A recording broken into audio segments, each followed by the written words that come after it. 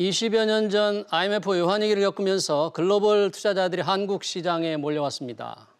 당시 30대 중반의 젊은 나이에 삼성증권의 리서치 센터장을 지낸 이남우 교수는 이들이 귀를 기울이던 한국에 몇 안 되는 경제 분석가였죠. CNBC 같은 외신도 그의 의견을 주목했습니다. 한동안 언론에서 멀어졌는데 좋은 주식을 고르는 비법을 들고 나타났군요. 지금은 연세대학교 국제학대학원에서 강의를 하고 있습니다. 이남우 교수 모셨습니다. 교수님 어서 오십시오. 네네, 안녕하십니까. 연세대학교 국제학대학원이네요. 네. 네네. 요즘 강의는 뭘 하고 계신가요? 저희 대학원은 이제 그 외국인 학생이 한 7, 80%쯤 됩니다. 그래서 이제 외국인 학생과 그다음에 이제 영어로 수업을 원하는 국내 학생을 대상으로 제가 산업 분석, 재무 분석, 그다음에 이제 기업 거버넌스 이제 이런 과목을 대학원과 이제 학부 학생을 대상으로 이제 수업을 한 지 한 4년쯤 됐습니다. 아, 그래요. 산업 분석, 재무 분석 좀 어려운 걸 강의하고 있네요. 네. 제가 이제 언론에서 한동안 멀어졌다고 그랬는데 한 20여 년 전쯤 보면 당시 리서치 센터장으로서 상무였었잖아요. 이남우 상무의 예, 그 시장을 보는 눈이 굉장히 주목을 끌었던 기억이 납니다. 그런데 오랜만에 이제 좋은 주식과 나쁜 주식을 고르는 법이라는 이제 책을 쓰셨는데 제가 이렇게 읽어보니까 정말 국내외 기업, 국내 기업, 국제 해외 기업 아주 차갑게 비평도 하고 아주 좋게 비평도 하고 많은 사례를 들었던데 오늘 좀 이 투자자들도 관심을 갖고 볼 것 같아요. 제가 그래서 여기에서 읽은 것 중에 주목되는 게 주식 투자에서 실생활의 경험을 응용하라. 이걸 굉장히 강조하셨더라고요. 그게 무슨 뜻인가? 실생활의 경험을 어떻게 응용하지? 궁금하던데 어떤 뜻인가요? 그러니까 저희가 이제 그 주위에 보면 이제 전 국민이 투자를 하는 것 같습니다. 그래서 어떻게 보면 한국의 이제 주식 문화, 이제 에퀴티 컬처라고 하는데 그런 것이 생기니까 상당히 저도 흥분이 되는 그런 시점인데 그 많은 분들이 실제 그 자기가 투자한 기업의 제품, 서비스도 사용하지 않고 과연 뭐 하는 기업인지도 잘 모르고 주위에서 추천한다고 사는 경우가 많습니다. 근데 투자라는 것은 좋은 기업을 고르는 것도 중요하지만 실수를 줄이는 것도 좋은데 실수를 줄이는 자기가 모르는 기업, 모르는 제품 서비스를 만드는 회사에 투자를 하면 실수를 할 가능성이 상당히 높다. 그래서 제 책에 보면 첫 번째 소제목이 테슬라 주주는 모델 3를 시승하라.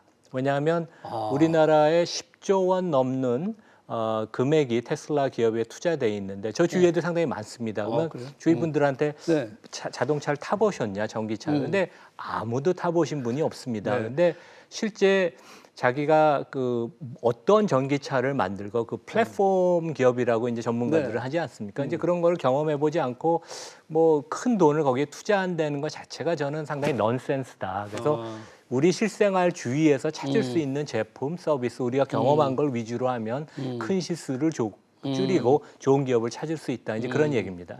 테슬라는 비싸서 소액주주, 동학개미가 직접 타보기는 어려울 것 같은데 여튼 실생활에서 어떤 게 주목을 끄는지 자기가 직접 활용을 해보고 그 관련된 기업에 투자를 해야 된다. 그런 얘기신 거죠?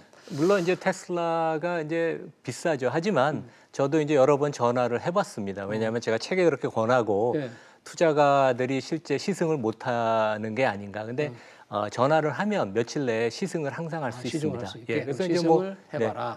그런 얘기입니다. 테슬라 주식을 갖고 있거나 사고 싶은 분들은 시승이라도 해야 될 것 같습니다. 또 하나. 여자가 남자보다 투자를 잘한다.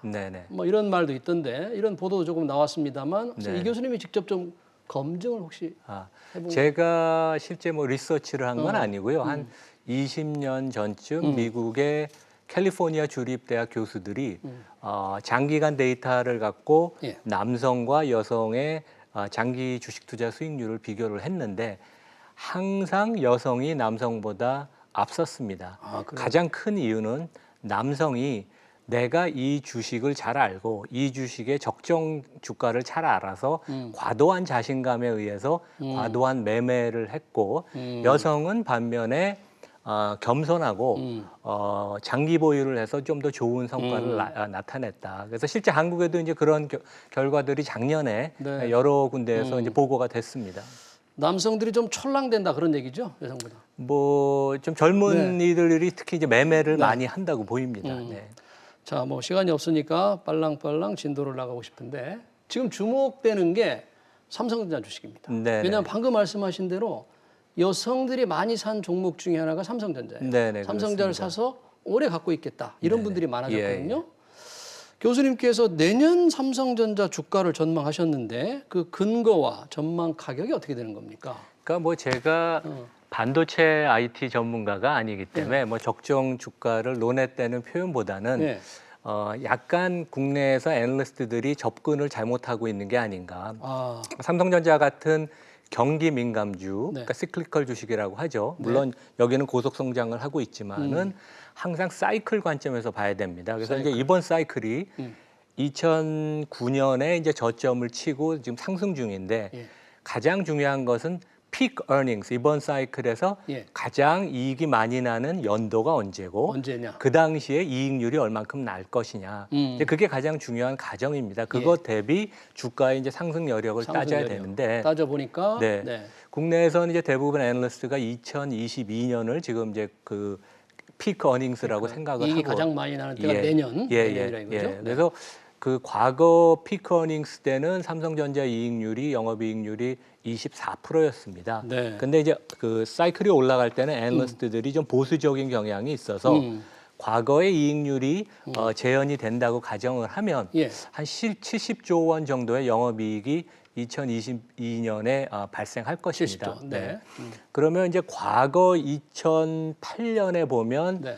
그 이익의 고점보다 몇 달 전에 주가가 피크를 쳤거든요. 왜냐하면 주가는 선행하는 그렇죠. 그 경향이 있으니까. 그래서 국내에서도 삼성전자가 조금 주가가 이익보다 선행을 한다고 보면 네. 그리고 한 12배에서 15배 정도 펄을 곱해보면 한 9만 5천 원에서 한 11만 5천 원 정도 가격이 나오는 걸로. 그러니까 제가 말씀드리는 건 어떤 사고의 프레임워크를 이런 거를 우리가 이제 훈련하고 배워야 된다. 그렇죠. 그런 얘기입니다. 그러니까 삼성전자가 가장 많은 이익을 낼 때가 언제고 주가는 선행하니까 언제쯤이고 펄을 가정했을 때 아까 가격 얼마라고 그랬죠? 한 9만 5천 원에서 한 11만 7천 원 정도 됩니다. 네. 그러면 지금 주가와 잘 좀 따져봐야 되겠네요. 네, 투자자들은. 그렇습니다. 네. 네.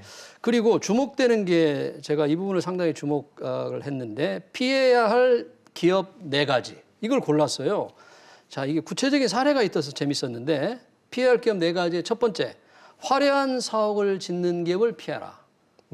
어느 기업이었습니까? 그러니까 그 월가에서도 이런 그 말이 있습니다. The curse of the new headquarter라고. 그래서 어떤 기업이건 과도한 사옥을 화려하게 지으면 기업이 초심을 잃어서 그 경영을 잘 못하게 되는 경우가 있는데 실제 미국에서도 그 뉴욕 타임스라고 가장 유명한 일간지가 너무 과도한 사옥을 지어서 빚에 못 이겨서 결국 팔고 거기에 새들어 살고 있습니다. 그러니까 이제 미국도 그런 경우가 있고 한국은 제가 2가지 예를 들었는데 용산에 뭐 우리나라에서 가장 아름다운 사옥을 가진 아모레퍼시픽이 2014년에 공시를 하신 대로 5,200억을 들여서 사옥을 졌는데 너무 회사 규모 대비 과도한 것이 아닌가.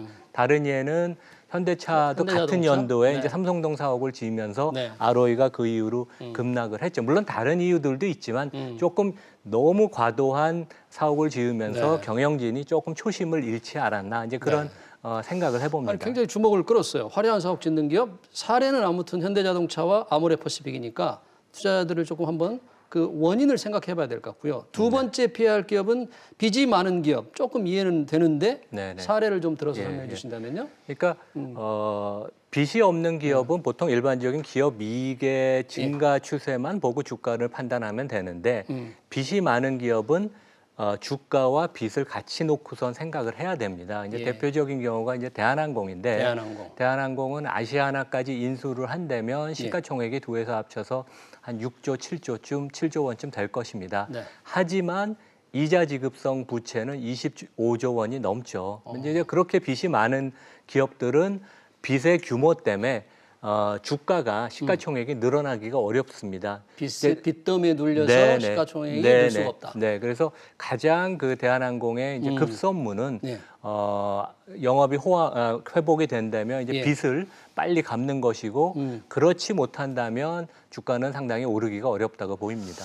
기왕에 말씀을 하셨으니까 그 관련해서 산업은행이 대한항공의 아시아나 인수에 8천억을 지원한 것을 두고 산업은행을 산업파괴은행이다 이렇게 비판하셨던데 산업은행 이렇게 잘못한 겁니까? 그 제 책에 보면 이제 제가 그렇게 얘기를 한 건 아니고 저와 그래요? 이제 가까운 지인이 우리나라에서 제일 큰 사모펀드 이제 창업자분 중에 하나인데 그분이 그 얘기한 회사에서 거군요? 이제 직원들이 농담으로 이제 그런다는 얘기를 하는데 가장 큰 이유는 네.